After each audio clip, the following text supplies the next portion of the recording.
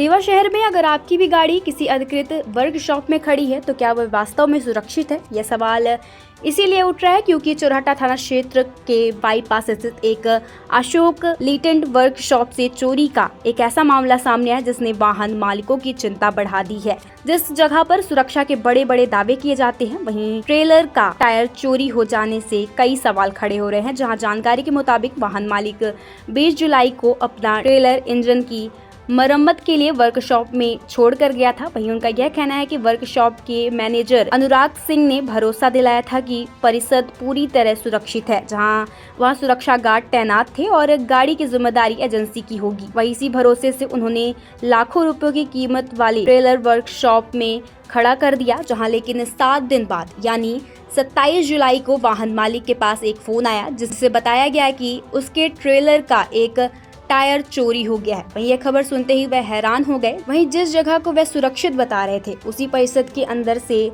Tyre चोरी हो जाना सबसे बड़ा सवाल बन गया है। वहीं अब यह सवाल उठ रहे हैं कि आखिर वर्कशॉप के अंदर चोरी कैसे हुई? क्या उस समय सुरक्षा गार्ड मौजूद नहीं थे? क्या परिसर में लगे सीसीटीवी कैमरे चालू नहीं थे? अगर कैमरे चालू थे तो चोरी की तस्वीर सामने क्यों नहीं आई? और अगर कैमरे बंद थे तो इतनी बड़ी अधिकृत एजेंसी की सुरक्षा व्यवस्था आखिर किस भरोसे से चल रही थी? वहीं पीड़ित वाहन मालिक का कहना है कि उनका ट्रेलर फाइनेंस पर है और उसे हर दिन करीब 5,000 रुपए की किस्त चुकाना पड़ता है। वहीं मरम्मत के कारण कई गाड़ी पहले से ही कई दिनों से खड़ी है जिससे उनका काम पूरी तरह से बंद हो गया है। वहीं अब टायर चोरी होने के बाद नुकसान और भी ज्यादा बढ़ गया है, यानी एक तरफ रोज की किस्त का बोझ और दूसरी तरफ चोरी से हुआ आर्थिक नुकसान। वहीं दोनों का दबाव उन्हें झेलना पड़ रहा है। वहीं वाहन मालिक का आरोप है कि जब उन्होंने उनसे इस मामले में वर्कशॉप प्रबंधन और मैनेजर से जवाब मांगे गए तो उन्होंने स्पष्ट जानकारी नहीं दी और उसके मुताबिक सवालों का सीधा जवाब देने के बजाय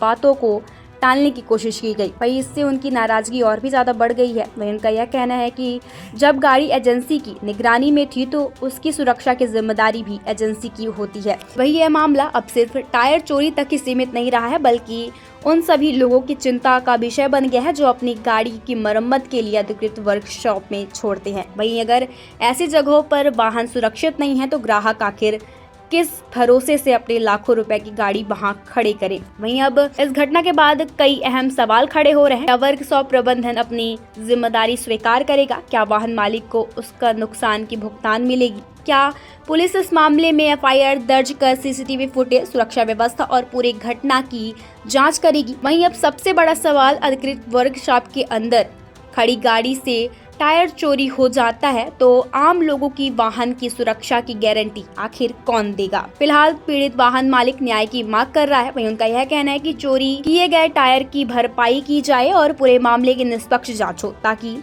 ये साफ हो सके कि वर्कशॉप परिसर के अंदर हुई इस चोरी के पीछे लापरवाही किसकी थी। वहीं अब सबकी नजर पुलिस और जांच एजेंसी प्रबंधन की कार्यवाही पर टिकी हुई है। वहीं जांच के बाद ही सामने आएगा कि इस चोरी की असली जिम्मेदारी किसकी है और पीड़ित को न्याय मिलता है या फिर नहीं। क्या नाम है आपका? हमारा नाम वीरेंद्र है। ये गाड़ी आप एजेंसी में खड़ा किए थे, कौन सी एजेंसी और कौन सी गाड़ी थी? ये अशोक लेटेंट एजेंसी है, साईनाथ रस्तोगी ऑटो लाइन के नाम से। हमारी गाड़ी पे इंजन का कुछ काम था, उसके बिहाफ में हमने गाड़ी 20 जुलाई 2026 को अपने यहाँ खड़ी की। तो गाड़ी थोड़ा हाल उठा रही थी, उसमें हमने खड़ा किया। उन्होंने बताया कि जो हमारा 18 चक्का वाहन है 2 पार्ट में, इसके पीछे की जो ट्रॉली है वो अलग होती है, आगे का जो इंजन होता है वो अलग होता है। उन्होंने बोला इंजन अंदर खड़ी कर दीजिए, हमारे यहाँ जगह नहीं है खड़ी करने की। हमारे गार्ड यहाँ पे 24 घंटे रहते हैं, 4 गार्ड रहते हैं। गेट के पास इन्होंने गाड़ी लगवा दी उसके ट्रॉली को और इंजन अंदर ले लिए। मुझे 20 तारीख को 27 तारीख को इनके जो एडवाइज़र हैं प्रदीप शुक्ला जी, जिन्होंने गाड़ी अटेंड की थी, उनके द्वारा सूचना मिलती है 5:45 पे फ़ोन आता है और फ़ोटो आती है मेरे व्हाट्सएप में कि आपकी गाड़ी का टायर चोरी हुई। मैं 8 बजे आता हूँ 27 तारीख को देखने, तो यहाँ पे गार्ड द्वारा उचित जवाब नहीं दिया जाता। फिर सुबह इनके मैनेजर से संपर्क किया तो तो वो भी कुछ जवाब नहीं दे पा रहे थे। और मैनेजर के ऊपर एक HR बैठे हैं दीपक सहानी, वो भी आए हुए। उन्होंने बोला FIR करिए। हमने बोला FIR मैं क्यों करूं, हमने गाड़ी तो आपको सुपुर्द की और जॉब कार्ड भी हमारा खुला हुआ है।